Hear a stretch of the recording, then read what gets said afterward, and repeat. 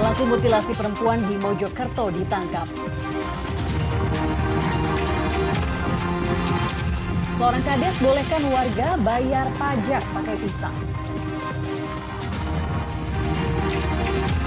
HUT ke-14 Kompas TV usung tema Harmonisia.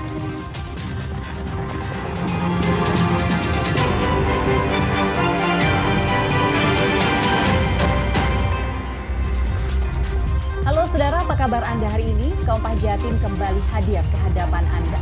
Selain 3 informasi utama tadi, tim redaksi kami telah menyiapkan sejumlah informasi penting dan inspiratif lainnya untuk Anda. Bersama saya Firjianti Kusuma, kita jelang Kompas Jatim di Kompas TV Independen Terpercaya.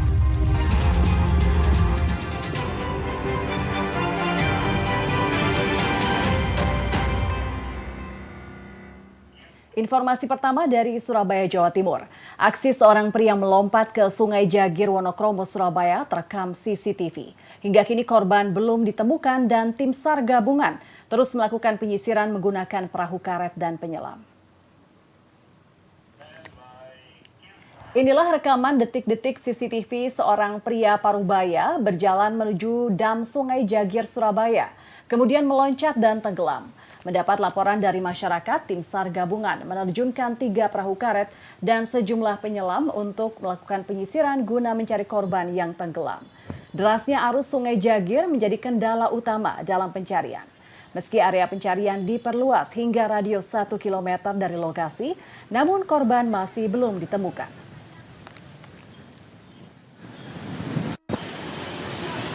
Proses pencarian ini kesulitannya apa? Untuk kesulitan karena arus di bawah dam, kebetulan satu korban itu yang di dam. Kendala kami arusnya terlalu kencang dan juga memutar, harus keluar masih sehingga itu yang akan Sorotan lainnya, polisi akhirnya mengungkap kasus mutilasi perempuan asal Lamongan yang jenazahnya dibuang di Mojokerto, Jawa Timur. Pelakunya tak lain adalah kekasih korban. Kepada polisi, tersangka mengaku sakit hati karena sering dimarahi korban. Inilah Alfi Maulana, warga desa Aek Paing, Kecamatan Rantau Utara, Kabupaten Labuhan Batu, Sumatera Utara. Tersangka mutilasi terhadap perempuan asal Lamongan, Jawa Timur yang bagian tubuhnya ditemukan di kawasan hutan di Mojokerto, Jawa Timur. Alfi Maulana merupakan kekasih korban dan selama ini telah hidup bersama di sebuah rumah indekos di Surabaya.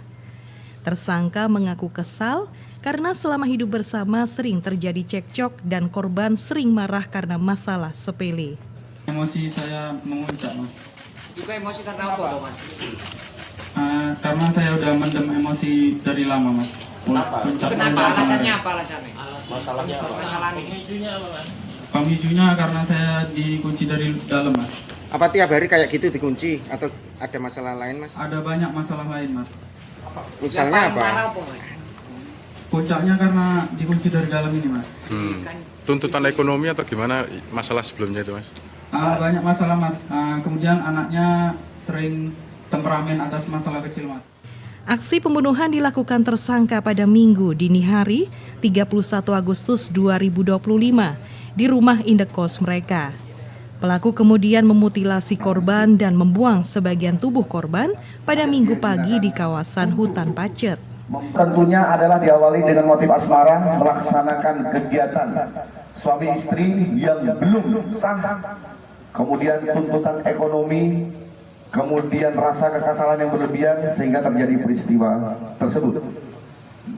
Kemudian persangkaan pasal yang akan kami sangkakan pada yang bersangkutan adalah 340 dan atau 338. Artinya dia merencanakan peristiwa 338 ini dengan sebuah perencanaan sehingga kami memainkan pasal 340 dengan ancaman hukuman minimal seumur hidup dan tidak menutup kemungkinan untuk mendapatkan hukuman yang setimpal tergantung vonis di pengadilan. Untuk mempertanggungjawabkan perbuatannya, Alfi Maulana saat ini ditahan di sel tahanan Polres Mojokerto. Tersangka juga terancam hukuman mati karena diduga kuat telah merencanakan pembunuhan kepada korban. Tim Liputan Kompas TV Mojokerto, Jawa Timur. Sementara itu terdakwa pembunuhan dengan cara memutilasi korban dan dimasukkan ke dalam koper berwarna merah beberapa waktu lalu divonis hukuman penjara seumur hidup oleh Pengadilan Negeri Kota Kediri. Vonis itu dijatuhkan lebih ringan dengan tuntutan dari jaksa penuntut umum. Terdakwa Rohmat Trihartanto menjalani sidang putusan kasus mutilasi wanita dalam koper merah di Pengadilan Negeri Kota Kediri.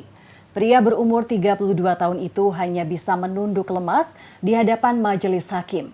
Majelis hakim memvonis terdakwa dengan hukuman penjara seumur hidup.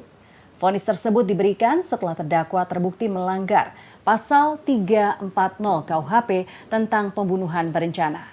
Selain itu, perbuatan terdakwa melakukan pembunuhan secara sadis dengan mutilasi korban, memberatkan terdakwa, dan hal itu membuat luka yang mendalam bagi keluarga korban. Sementara itu, jaksa penuntut umum menghormati vonis yang diberikan. Namun nantinya mereka akan melakukan banding agar hukuman yang diberikan sesuai tuntutan sebelumnya, yakni hukuman mati. Menjatuhkan pidana kepada terdakwa oleh karena itu dengan pidana penjara seumur hidup. 3. Menetapkan terdakwa tetap ditahan. 4. Menetapkan barang bukti 1 buah gelang tali warna hitam dengan bandul 2 lingkaran menyerupai emas, 1 buah persing, 3 buah handphone merek iPhone 13 warna ungu Samsung warna hijau Samsung warna biru milik korban, 1 paket kantong kresek besar warna hitam tanpa merek berisikan 1 tas warna ungu berisikan dan seterusnya. Hari ini majelis telah memutuskan perkara untuk perkara mutilasi atas nama terdakwa Rohmat. Yang kita setuju itu karena majelis pendapat dengan kita. Pasal yang kita dakwakan majelis pendapat 340 itu yang penting. Unsur rencana sudah terbukti, hanya soal rahmatnya yang berbeda. Pendapat majelis mungkin seumur hidup kita hukuman mati, tapi kita ada upaya hukum untuk upaya hukum banding. Polres Madiun Kota menetapkan 9 orang tersangka anarkistis dan perusakan gedung DPRD Kota Madiun saat aksi demo 30 Agustus 2025 lalu. Dari 9 tersangka ada yang berperan melempar bom molotov, penyebar hoaks hingga penjarahan. Sebelum menetapkan 9 tersangka, polisi sudah menangkap 91 orang yang diduga terlibat dalam aksi anarkistis pada saat aksi demo di depan kantor DPRD Kota Madiun 30 Agustus lalu. 9 tersangka ini memiliki berbagai peran. Di antaranya 2 orang menjadi pelempar bom molotov dan penyebar hoaks, sedangkan 7 lainnya melakukan perusakan dan penjarahan.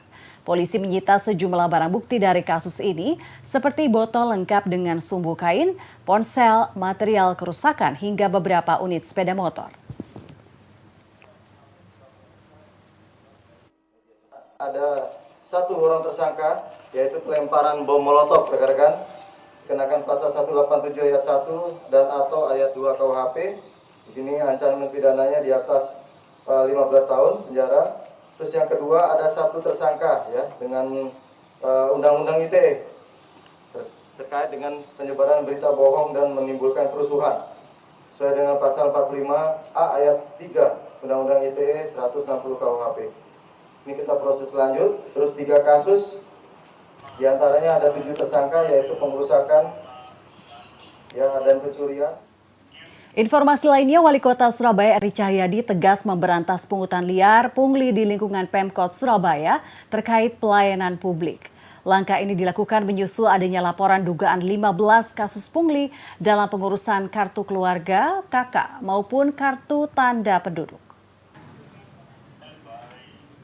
Wali Kota Surabaya Eri Cahyadi bilang terdapat sekitar 15 laporan terkait dugaan pungutan liar pungli dalam pengurusan kartu keluarga maupun kartu tanda penduduk di tingkat kelurahan dan kecamatan. Laporan tersebut diterima langsung dari masyarakat, baik melalui pesan di akun Instagram pribadi maupun WhatsApp. Nominal uang pungli yang disebutkan bervariasi, mulai dari Rp500.000 hingga Rp1,5 juta. Eri Cahyadi menilai praktik pungli ini sangat merugikan masyarakat dan mencederai semangat pelayanan publik yang bersih. Eri Cahyadi akan memecat ASN yang kedapatan dan terbukti melakukan pungli kepada warga, pun juga memberi sanksi kepada RT RW yang terbukti melakukan pungli.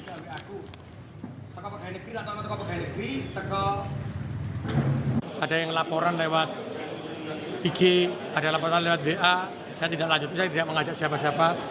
Ternyata ada pungli di sana yang memang harus kita selesaikan.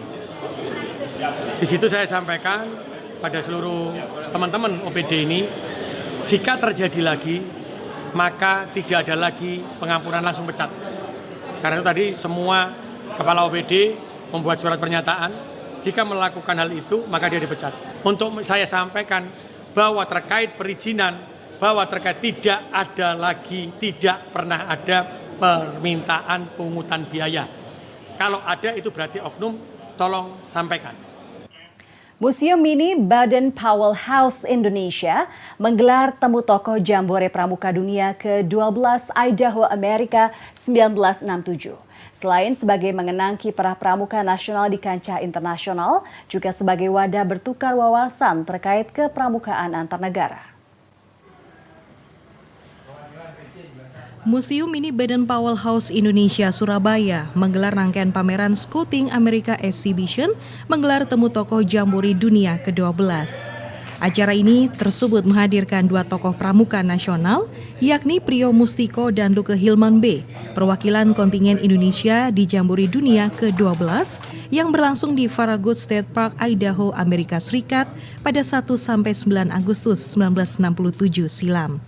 Dengan tema For Friendship, kegiatan ini menjadi ajang berbagi pengalaman sekaligus menanamkan nilai persaudaraan antar bangsa kepada generasi muda. Mengikuti kegiatan internasional itu untuk menjalin persaudaraan dunia, menjalin perdamaian dunia, dan cita-cita kita seandainya semua warga dunia ini adalah padu, diharapkan dunia ini akan damai dan sejahtera. Kegiatan yang diinisiasi oleh Museum Baden-Powell House Indonesia yang selama ini menjadi pusat dokumentasi gerakan kepanduan itu juga bertujuan untuk mengedukasi masyarakat tentang sejarah kepanduan dunia. Ini adalah event yang utuh dari pameran Pramuka Amerika, diantaranya kemarin mendatangkan pramuka dari Amerika, dari California. Sekarang saya mendatangkan tokoh yang ikut Jambore, kebetulan Jambore Dunia dilaksanakan di Amerika. Ini rangkaian begitu. Melalui temu tokoh pramuka tersebut, semangat persahabatan yang digaungkan lebih dari setengah abad lalu kembali dihidupkan untuk menginspirasi generasi penerus bangsa. Tim Liputan Kompas TV Surabaya, Jawa Timur. Seorang kades bolehkan warga bayar pajak pakai pisang. Nantikan informasi selengkapnya usai jeda berikut. Tetaplah bersama kami di Kompas Jatim.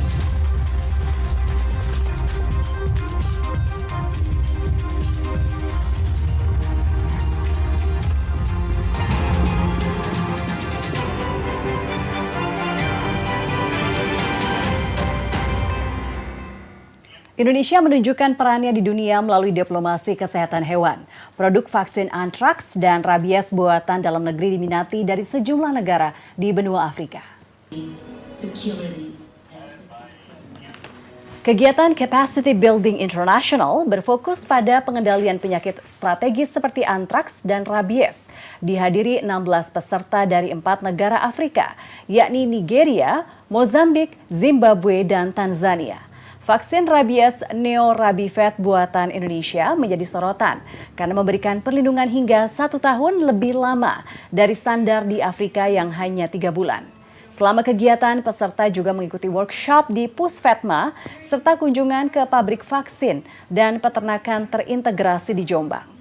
Indonesia berhasil menunjukkan diri sebagai produsen vaksin veteriner yang tangguh, sekaligus memperkuat jembatan diplomasi dengan negara-negara Afrika yang juga merupakan anggota dari negara G20.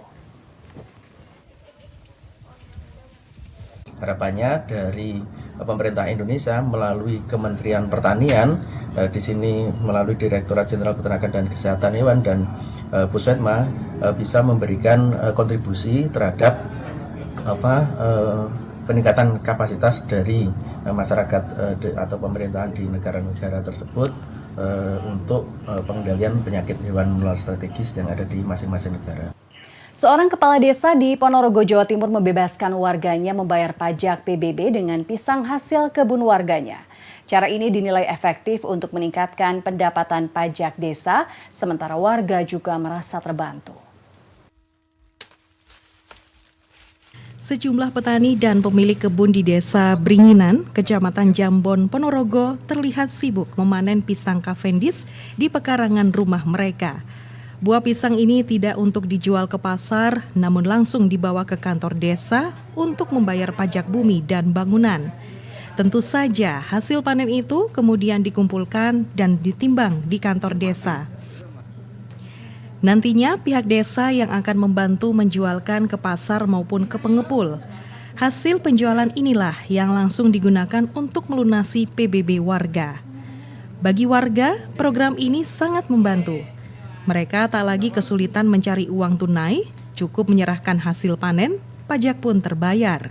Bahkan jika ada kelebihan dari hasil penjualan, uangnya dikembalikan kepada warga. Panen pisang untuk bayar pajak saya 37, pisangnya laku 35, jadi tombol 2.000 ya. Sudah berapa kali bayar pajak kayak gini, Pak? 2 kali ini. 2 tahun ini ya berarti? Ya. Bagaimana, terbantu enggak, Pak? Ya, terbantu. Kepala Desa Bringinan bilang program ini sudah berjalan sejak tahun 2024. Cara ini dinilai efektif dan membuat warga taat membayar pajak. Kami berpikir kita itu walau seorang pemimpin atau pemerintah itu tidak hanya nagih saja, tetapi kita berilah sebuah solusi kepada masyarakat sehingga biar terjadi check and balance. Jadi ya ada tuntutan juga ada sebuah solusi sehingga masyarakat tidak merasa dirugikan. Inovasi pembayaran pajak dengan hasil bumi ini tak hanya memudahkan warga, namun juga menjadi bukti bahwa potensi alam desa dapat dimanfaatkan untuk kepentingan bersama.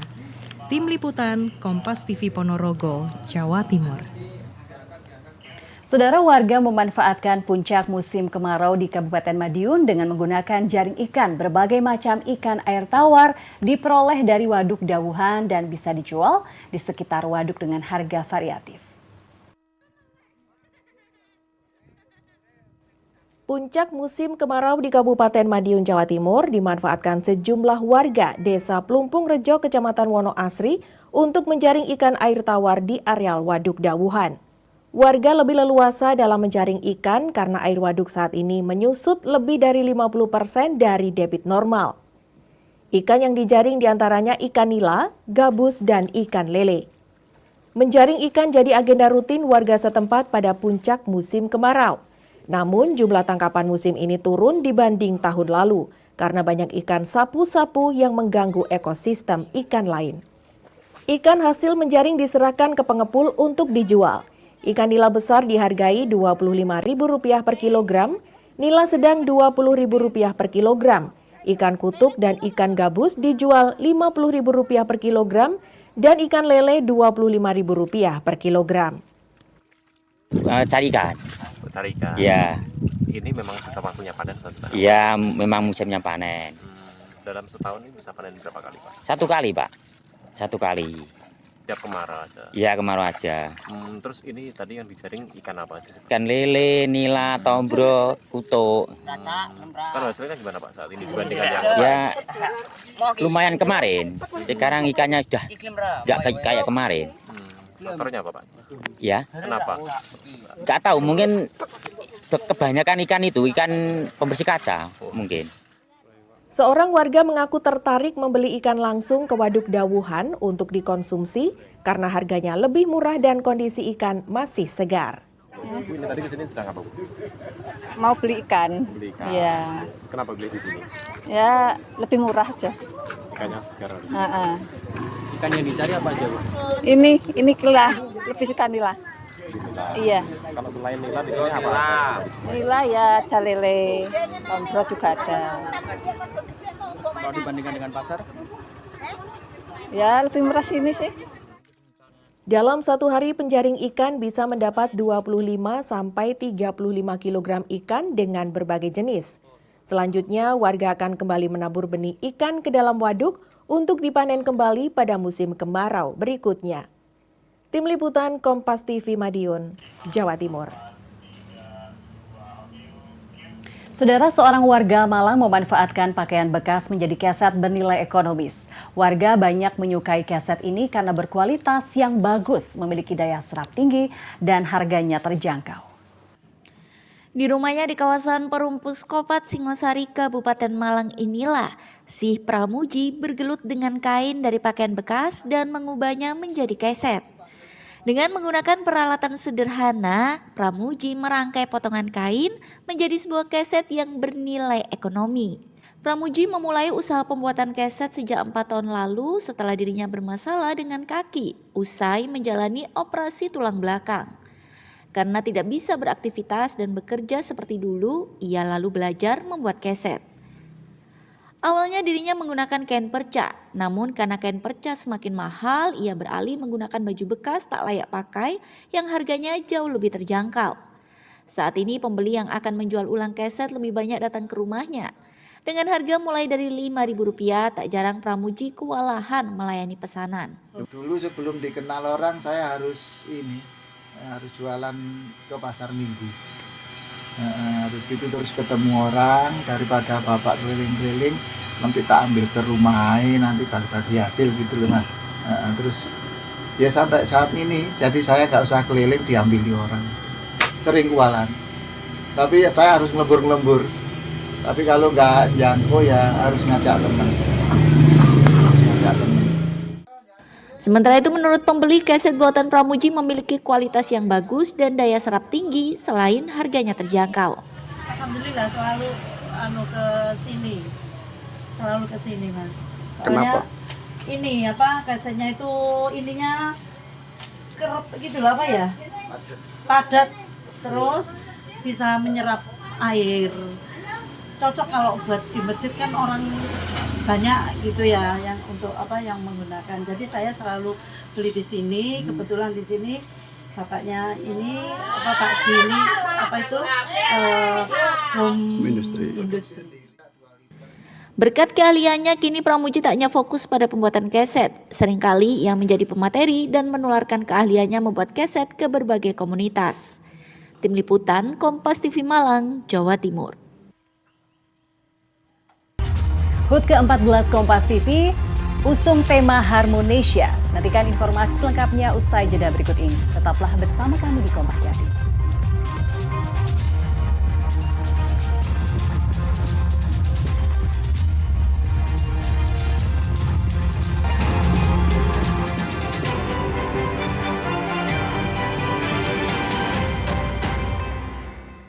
Tanggal 9 September kemarin, Kompas TV merayakan hari ulang tahun yang ke-14. Tahun ini, perayaan Hari Jadi Kompas TV bertemakan Harmonesia atau Harmoni Indonesia yang dirayakan di seluruh biro Kompas TV. Salah satunya di Biro Jawa Timur. Berikut laporan jurnalis Kompas TV Nyoman Deni dan juru kamera Cilmi Ardianto Fani yang sekaligus menutup jumpa kita di Kompas Jatim hari ini. Jangan lupa saudara untuk menyaksikan live streaming kami di kompas.tv dan channel YouTube Kompas TV Jawa Timur. Kompas TV independen terpercaya. Saya Firjanti Kusuma, sampai jumpa. Baik pemirsa, seperti inilah kemeriahan hari ulang tahun Kompas TV ke-14 di kantor Biro Surabaya. Dan terlihat memang seluruh karyawan Kompas TV Biro Surabaya ini hadir untuk merayakan hari ulang tahun ke-14 dengan bertema Harmonesia, Harmoni Indonesia. Dan saya akan menanyakan kesan salah seorang karyawan Kompas TV selama bergabung. Ini Mbak Agar bisa ke depan. Baik Mbak, gimana kesannya selama bergabung dengan Kompas TV Mbak? Ya alhamdulillah senang sekali ya bisa bertemu dengan saudara-saudara yang baik-baik luar biasa. Untuk harapan kedepannya di usia 14 tahun Kompas TV ini? Harapannya Kompas TV di usia 14 tahun ini bisa menjadi media televisi pemberitaan nomor 1 di Indonesia. Dan semakin jaya ke depannya. Terima kasih Mbak Agar. Baik pemirsa, seperti inilah kemeriahan suasana hari ulang tahun Kompas TV ke-14 dan ada tumpeng yang akan kita potong bersama dan dibagikan ke para karyawan di kantor Biro Surabaya ini. Dan harapan untuk hari ulang tahun ke-14 Kompas TV ini sesuai dengan tema yakni Harmoni Indonesia dan akan tetap menginspirasi masyarakat di Indonesia. Dari Surabaya, Jawa Timur, Nyoman Deni, Cilmi Ardianto melaporkan.